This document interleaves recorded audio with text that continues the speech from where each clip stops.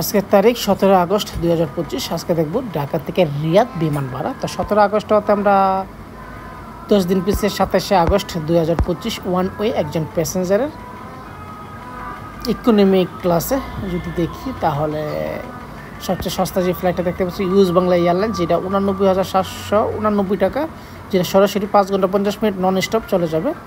তাছাড়া 1,04,241 টাকা যেটা ইন্ডিগোতে। তাছাড়া শ্রীলঙ্কা এয়ারলাইন্স 1,14,780 টাকা, বা ইমারতে আছে 1,27,720 টাকা। তাহলে আমি সবচেয়ে সস্তা যে ফ্লাইটটা দেখতে পাচ্ছি এটা হলো সবচেয়ে দ্রুত এবং সস্তা, এটা হচ্ছে ইউজ বাংলা এয়ারলাইন্স।